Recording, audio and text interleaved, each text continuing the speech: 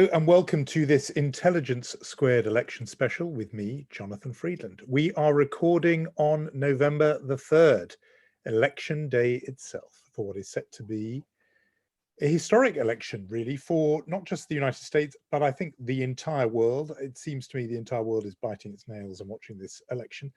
And to help us talk through it and maybe even have a kind of mutual therapy session to help us understand what's at stake, I'm delighted to introduce our guest for this conversation. She is the Professor of American Literature and Public Understanding of the Humanities at the University of London here in the UK, and she is the author of Behold America, A History of America First and the American Dream. She is Sarah Churchwell. Sarah, how are you coping on this day of all days? Well, I've been tweeting a lot, and I'm glued to all of the different facts and reactions that people are sharing. There's been a lot of joking about alcohol in the not too distant future, which is only semi-joking. Yeah, I mean, I think all of us are reliving 2016 pretty vividly. And I know how devastated I personally was by that outcome. So I actually think that my nerves were worse yesterday. I found yesterday really difficult, and I mean, like, personally difficult. And today it feels more like at last it's here, and we're going to get this thing over with. Of course, that begs the question, which we'll probably talk about whether we're going to get this over with today. I know, but at least it's beginning. But psychologically, I know what you mean. You almost, if it's an ordeal, you'd rather the race has begun. So let's see. Yeah. Let's see. Yeah. I mean, I'm amazed and impressed that you're looking at Twitter. I've developed all these strategies for today, which is I'm really avoiding it. And I went for a little run this morning with the podcast in my ear, but deliberately it was about Arsenal Football Club. I thought I can't take any more now of this sort of election stuff. It's partly that the sort of shouting is all over, and now it is just the day. I think that's right, but I'd say for a couple of things. One is that I am I'm at that state where I'm so obsessed with it that it's a wrench to try to talk about anything else or think about anything else, and I find that disturbing. But also that, I mean, it's just kind of overwhelming right now. So I kind of need to be overwhelmed by it. But also that the way that I have deliberately kind of set up Twitter as a source of information for me, and as kind of curated information from experts that I trust. And so there are people who are filtering things for me and bringing in different perspectives, legal perspectives, political perspectives from, serious pollsters. So I feel like that's helping me manage it, and it's certainly an illusion of control, but it's a very important psychological crutch right now. Oh no, I get that. But my worry would be that what if one of your curated experts tells you something that your nerves can't bear to hear at this point? The example I would have is that a whole lot of people look. We should come clean. I mean, you already have. You want to see Trump lose, and I don't think I've made any secret in the stuff I've written for The Guardian that I'm in the same place, so we can be honest about that. But I had a sort of weekend freak out with this poll out of Iowa. Now, I was not even a state that people were hoping or dreaming that Democrats could win. But when this poll suddenly suggested a big shift to Donald Trump, he was 7 points ahead in a survey done by a polling company who had previously had him more or less level or even behind. It just, the sort of nerves were shredded. So even though it was reputable people who were passing on this data to me, it was all my finely curated Twitter feed, it still was enough to have me in shreds over the weekend, which is why, as a matter of personal health, I've made absolutely. But it's funny because we're clearly in exactly the same boat there. But in my case, the instant thing that I had to do was to go find out, and this is cognitive bias, but I had to go find out why the Seltzer poll, which, as you say, is a gold standard poll in Iowa. But I was like, this can't be right. Like, this just can't be right. And so, but also it was, all kidding about cognitive bias aside, it was actually trying to understand how that poll could account for what was a 23-point shift among independents in a month from September to the end of October.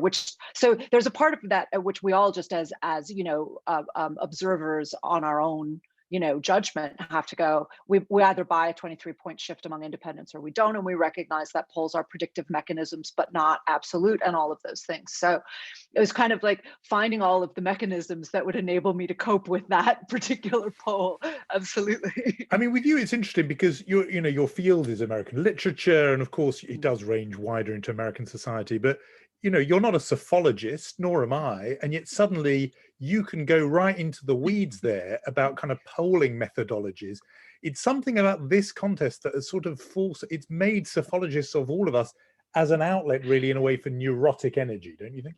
Exactly right. That's what I mean. It is a psychological crutch that we're kind of claiming or not even claiming expertise we don't have, but trying to master all of this information, disinformation, misinformation, distortion, and noise, just trying to find some way of making sense of it in our own heads. And yes, I come at this from a background in literature, although, as you say, I've been working actually on American cultural history for a long time. But that also means that I'm really sensitive to narrative, and that this is about trying to construct narratives very consciously. All of my work is really about the importance of context for determining meaning. There is no meaning without context, which everybody knows on a kind of basic level, but we often don't think about what that means in terms of the ways we talk about politics or history or culture. And that's really my kind of research focus and interest. And this is all just a way of creating contexts for ourselves. We need to contextualize this information so we can make sense of it. Yeah. And one of those is that suddenly we all have to become highly numerate in ways that we weren't.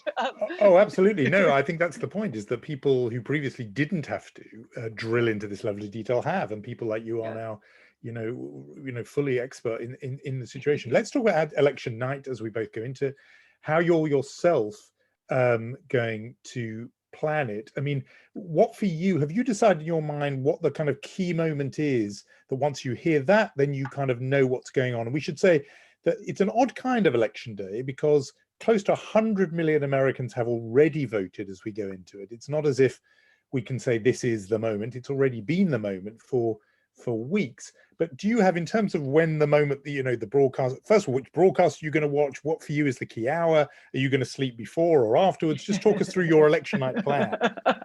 Okay. Well, my plan began with taking drugs last night so I could sleep. Legal over-the-counter drugs, I hasten to add, but because I wouldn't have slept otherwise, and I knew I needed to be able to go through today. So I don't plan to sleep tonight. I'm just going to go straight through it. And what about the disco nap between 7 p.m. and midnight? That's what I'm going for. I don't think I'll be able to. I think I'll just be too hyper at that point. Yeah. I mean, I might give it a whirl, and we'll have to see how it goes and how the energy is feeling. But I always, since I've been based in the UK like you, I actually switch back and forth between different coverage because I find all of it a little bit inadequate from a distance. But the last election I was watching CNN primarily, and I think that's probably where I'll land, but I'll be moving around. It might be MSNBC as well, but at least in 2016, CNN seemed to be the fastest. It seemed to be the most up-to-date over here in terms of cable coverage and stuff that I could keep up with. But I don't actually, so I'm just going to kind of bop around and see who I land on. But I'm also going to have that Twitter feed on in front of me and be, watching what other people are saying about it. And in terms of the states to watch, I personally, we were just talking about this, faux supernumeracy that we've all achieved. But I actually find it really helpful to use the visual trackers on the maps where you actually play around with the battleground states and work out pathways to victory that way, because it really helps me visualize how many, you read that Biden has more pathways to victory than Trump has, but when you actually start, saying, well, what happens if Biden takes Pennsylvania and Florida? And then you realize that Trump literally has to take every other battleground state, and even then, I think in that scenario, he can't quite get over the line. And so I think that I think we all know what the states are to watch. He's got Biden has. Unless the polls are, wildly out, much more out than they were in 2016. And as many pollsters have pointed out, they were within the margin of error in 2016. And they had not had robust polls in the kinds we were just talking about in Iowa. They had not had that kind of gold standard polling in the upper Midwest states that carried Trump over the line, the 77,000 votes he got in 3 upper Midwest states. Those states have now been deeply, carefully polled. And Biden is leading by somewhere between 8 and 15 points in Minnesota, Wisconsin, and Michigan, and at a similar range in New Hampshire. So unless those polls are wildly off, if we assume that Biden takes those, and he's also very far ahead by early vote counts in Nevada. So unless that is completely blown out of the water, then it does come down to the big states. It comes down to Pennsylvania. It comes down to Florida, potentially North Carolina and Georgia, both in play. Obviously, the more of them that go to Biden, the better it is. I think Pennsylvania is a must-win for Trump numerically. You can see it mathematically, and it's clear that kind of it majorly increases both candidates' chances. So Pennsylvania is the first one I'm going to be watching, but of course they may not call it quickly. If it's close, it may take Pennsylvania several days. And the other thing that I'm very conscious of and bracing myself for is the many warnings about the so-called red mirage, because of the expectation that Trump voters are going to vote overwhelmingly in person today, and that Biden voters were overwhelmingly voting mail-in and absentee ballots, and those are taking longer to count, obviously, and may have to be counted after the election, which is why the Trump campaign is going after them and the local GOPs are going after those votes. So saying I'm going to be watching what happens in Pennsylvania tonight doesn't mean that I'll know what happens in Pennsylvania tonight. But if all of the major outlets call it for one or the other, then that's going to be a pretty clear indicator, and that should happen pretty early in the process. I mean, it's the red mirage thing is a very, very good health warning for people that some states could look more Republican at the beginning, and then that can sort of melt away. People are warning equally, though, down south, Florida, Arizona, Georgia could themselves have a blue mirage where they look more Democrat, because there they will have totted up the early mail-in votes first, and so the early numbers might look really encouraging for Biden, and you could then see Trump sort of catching up, as it were, as the night goes on. I mean, it's interesting, this thing about Pennsylvania, and everyone is rightly sort of focusing on that. If, as I understand it, if Joe Biden gets one of what some people are calling the significant six, and I think that's Florida, Texas, North Carolina, Arizona, and you can throw in Iowa and Ohio, if he gets one of those, it's sort of game over, and we may not even have to get to sort of obsessing about Pennsylvania. In a way, I think the psychological test is, if Florida goes to Trump and if Arizona goes to Trump, is somehow holding one's nerve for Pennsylvania. But people say the trouble with that is that then, because it takes so long, Donald Trump can try and get ahead of that by saying, well, obviously I'm going to win Pennsylvania. I've won these other states. It's all over. I declare myself the victor. How do you think the American politics, in the sense of Republicans and congressional figures, governors, should handle and will handle that situation?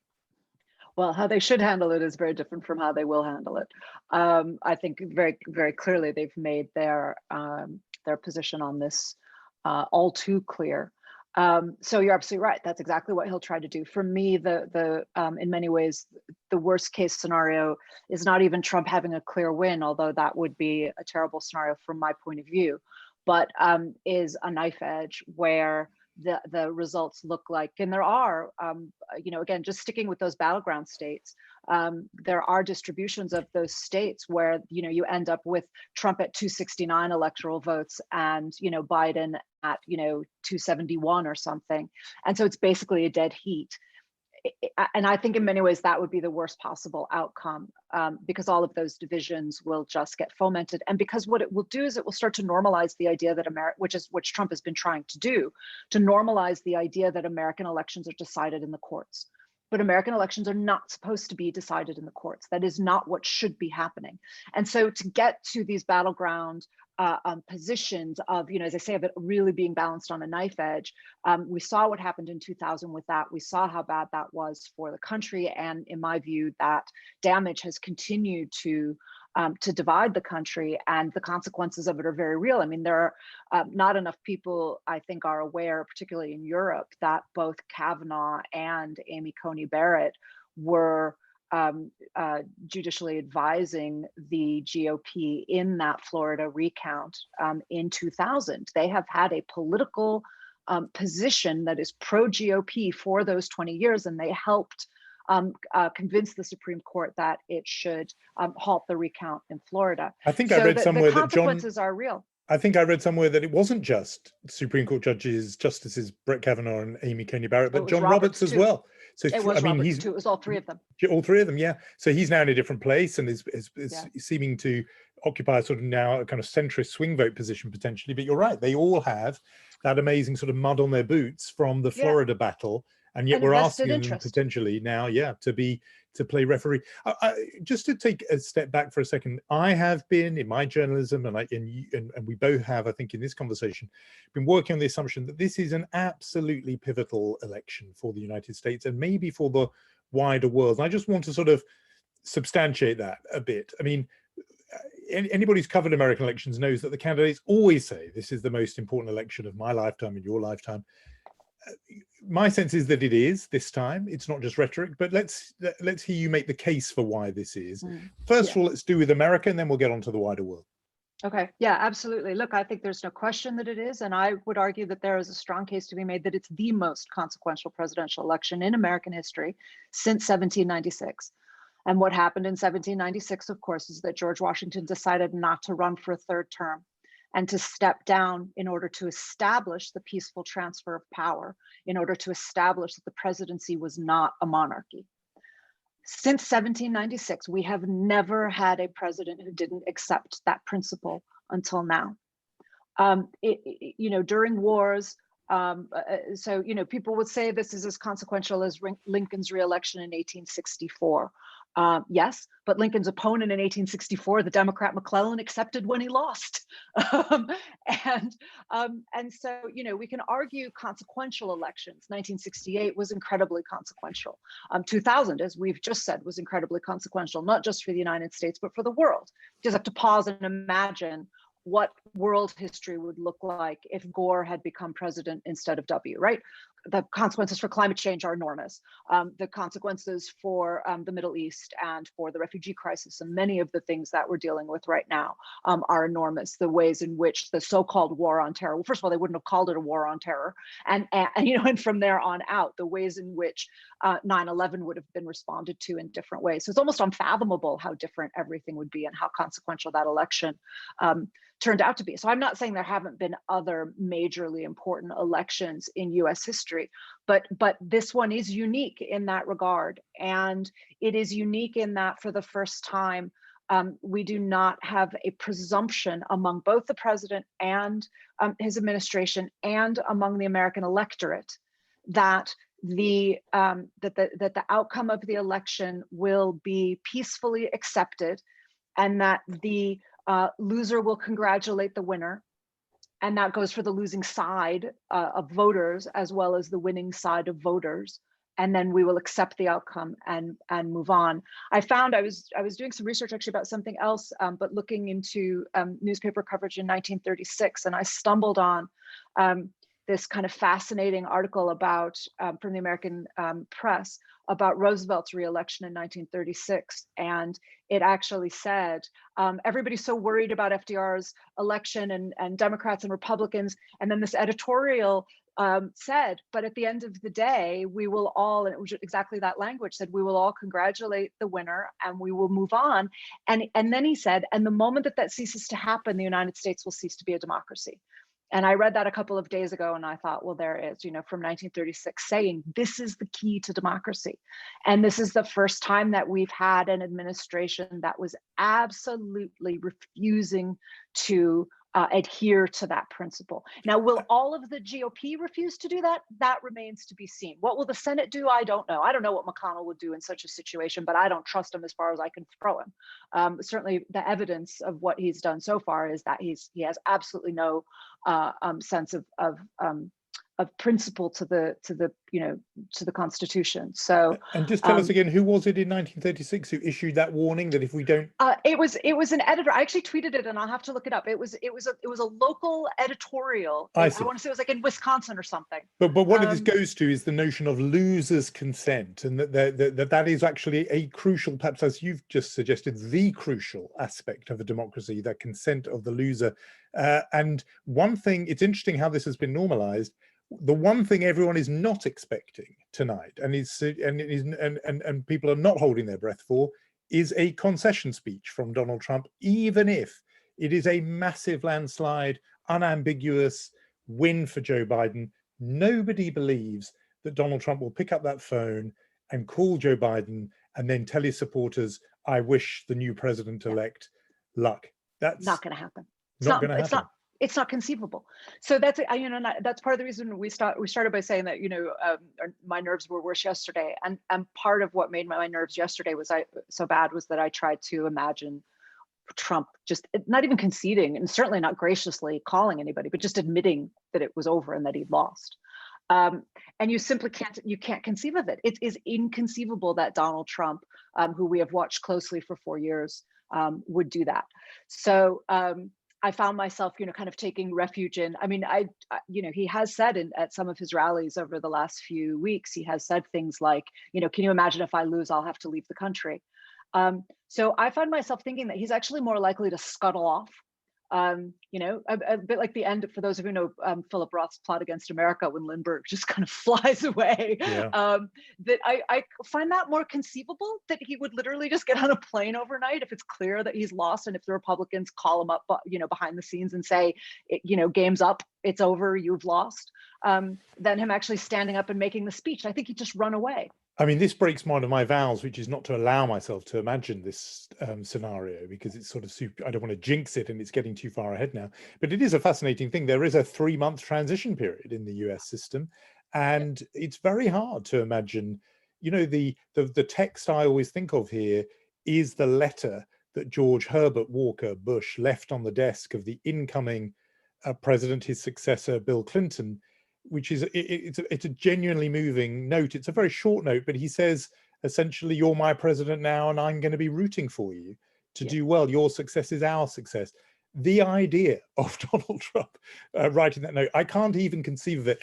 But this morning, of all people, Nigel Farage put out a little film of himself walking the streets of Washington, D.C., noticing how many shops and stores and banks were boarded up. And he said this is because they're bracing themselves for violence.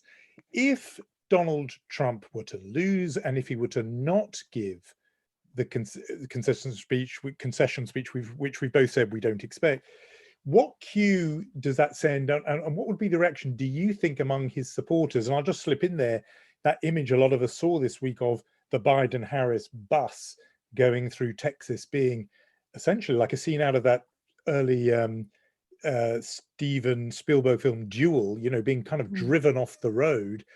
I mean, Farage is suggesting there will be violence implicitly in that film of his. What do you think? Well, I want to say two things about Farage first, before I answer that question. The first is that he said that he thought it would be violence on the left. He was saying it would be Antifa violence. Oh, absolutely. Good point. So, you know, which I think is really important there, because he's trying to say that it will only come from the left. And the pictures have gone around this morning also of the White House surrounded by barricades, and people have been saying, you know, he couldn't build a wall on the Mexican border, but he managed to build a wall around the White House. And again, for the first time in American history, right? I mean, this just doesn't happen. I mean, we didn't even build a wall against the British when you guys came and burned it down in 1812, for heaven's sake. You kind of regret that. I can hear. I can hear the pain. Exactly, right? Exactly. Still not over it. But the other thing that I'll say about Farage is that he has been unexpectedly one of the things that's given me hope in the last 24 hours, because I don't think he would have announced his little reform party if he thought he was going to get anywhere in the United States. If he thought Trump was going to win, he'd be over there still sucking up relentlessly to try to get a job with Trump. So I think that his decision to return to his political fortunes in the UK bodes well for the US, if not for the UK. To the question of violence, it's a very, very, very real possibility. As you say, it's already happening. So is it it's a reality. I don't think there's any point in talking about it as a hypothetical. We're seeing it happen. The question is how entrenched that violence will get. Will it just be sporadic? You know, and will it just be some militias, you know, shooting off their guns? You know, but we've gotten to the point where we've got an administration that is justifying. I mean, armed militias are illegal in every one of the 50 states. And we have an administration that is and we've all seen it, that is encouraging them and is, as Farage was doing, insisting that all the violence is on the left and fomented on the left, when we can all see that it's white supremacist violence on the right. There were pictures over the weekend of protesters in front of Barr's house, Attorney General Barr, and they were protesting that they didn't think that the Trump administration was doing enough to stop the left. And Barr went out there and like gave them coffee and chatted with them, although they were like armed militia in front of his house, you know? So all of that says to me that violence is a very real possibility. If anything, you know, my concern would be that the left might roll over before it. Now, that might sound flippant, as if I'm saying I want armed conflict in the streets, and obviously nobody sane wants that. But is it a viable possibility? Of course it is. And you know, the other thing that I say this a lot, but I think it is worth thinking about, that any country that calls itself the United States is really protesting too much. And that the divisions are the reality, and that these rhetorical moves are there to try to pull us back together again. But we have had several civil wars. The American Revolution was a civil war. It was brother against brother. It was family member who were loyalists against family members who were revolutionaries. 75 years later, we had the Civil War. The Vietnam conflict led to bombs and riots across the country in '68 and in the early '70s, violence, you know, and really serious violence in ways that I think people have forgotten. So the reality of armed conflict, unfortunately, in the United States is a historical fact, and we've actually never gone very long without it. So again, I hope it's clear to everybody listening, I'm in no way making light of that, and I'm in no way saying that I think, you know, we should, just pass it over lightly. But do I think it's a real possibility in the coming weeks? Absolutely, I think it is. I mean, I want us to get to the rest of the world. We must do that in a moment. But just before we leave this, I mean, do you spend a lot of time thinking about the 40, 41, 42% which polls say are going to vote for Donald Trump? Despite, as you would see it, and I would too, everything that's happened over these last 4 years, even despite the handling of the pandemic, despite some of the sort of gross remarks, the sort of personally gross things he does and says, what do you think explains that resilience of that vote? And I suppose, in a way, if he does lose, the kind of grief they're going to feel, the sort of loss that group of people will feel if this man they have sort of become so attached to, loses.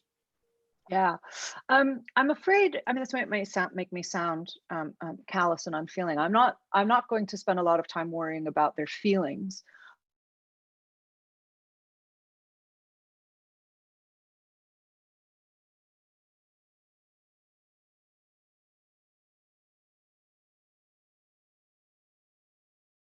The point, and his cruelty to the people they see as their victims and their opponents is the point.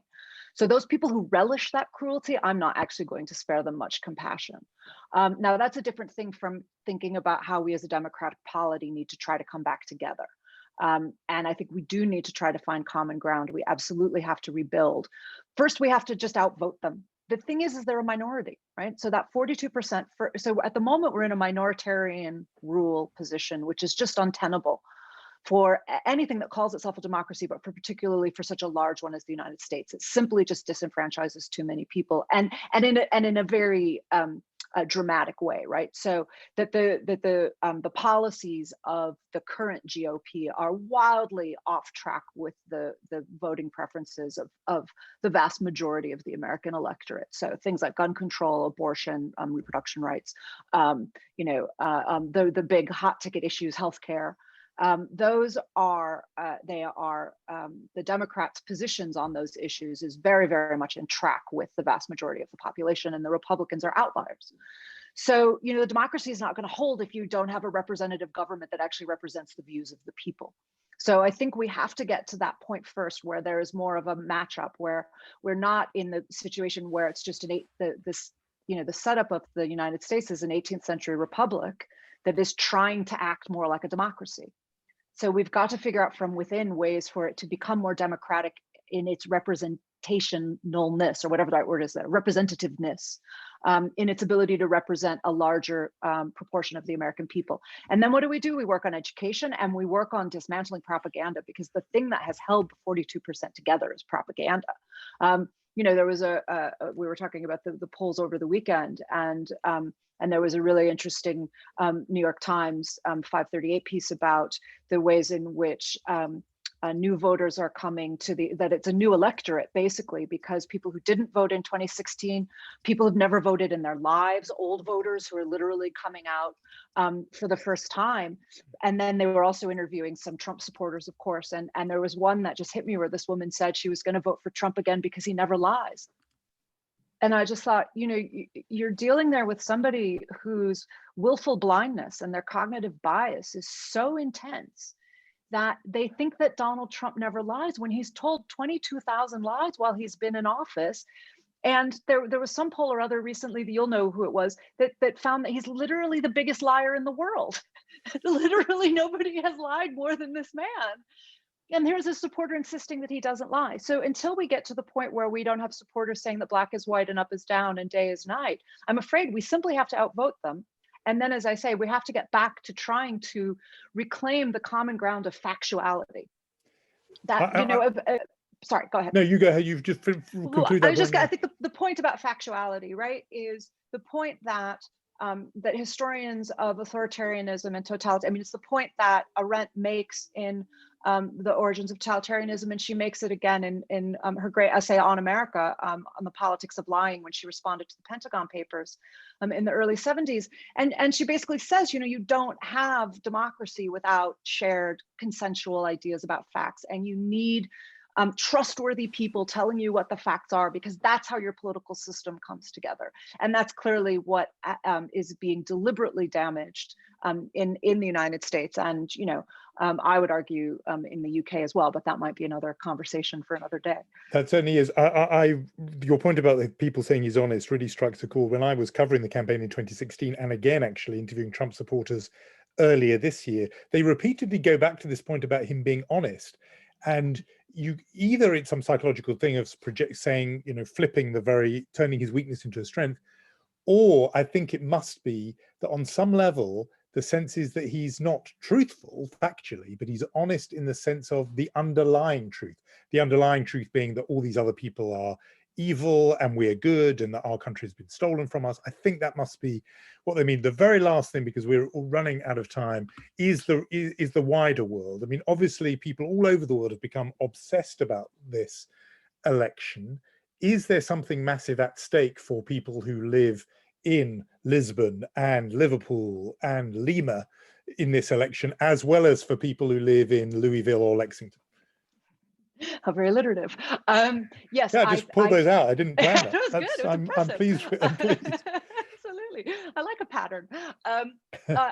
Look, listeners will have to judge for themselves. Obviously, I'm biased here as an American who lives abroad. I'm going to think that this has massive consequences for everyone. But I think that it does. And again, we can just name a couple of the ways when we talked about the consequences from the 2000 election, climate change. Simply the issue of climate change, simply the issue of, well, none of them are simple issues, right? But the biggest issues that we face. As someone living in Britain and with an eye on what's happening in Ireland, I'm very conscious of the fact that Biden and Pelosi are very clear that they will do no trade deals that will jeopardize the Good Friday Agreement. So, those are two really prominent examples where the difference is going to be profound. And then we can multiply those out. But in terms of just security and stability, in terms of regrouping about what factuality looks like, in terms of having a leadership that actually, will criticize Putin, imagine that idea again, and will hold lines against him, will reinforce the importance of the strategic alliances, particularly with NATO, that will not just suck up to strongmen and bullies around the world, that will go back to empiricism, to evidence-based thinking. And I haven't even mentioned the pandemic. The consequences for the pandemic are immense unless you actually close American borders and stop them from traveling. Even if the rest of the country gets this under control, the United States is going to keep spreading it. It's going to be the super spreader of the world. So it turns out we need science. And it turns out that with all due respect to people of faith, religion ain't enough. We need science, and we need an administration that believes in science. So and believes in contracts, that doesn't just break contracts. So you need to know, as a country that is making deals with another major power in the world, that they are, the leadership can be trusted to stick to the deals, and that's crucial for the economy. That's crucial for international investment and global movement of money. We need that for the security of currencies. I mean, all of that stuff is real, and people are acting as if it just kind of regulates itself, and it doesn't. And the destabilizing that we've seen in the last 4 years has been profound, but it will go off the charts if Trump gets back in. So huge amounts of at stake for the world, obviously for the United States itself. I was going to say, I'll let you get some sleep. You're not going to be able to get any. You're too wired, and so am I, and so is everyone else. Thank you so much, Sarah Churchwell, for this conversation. I'm Jonathan Freedland, and you've been listening to Intelligence Squared.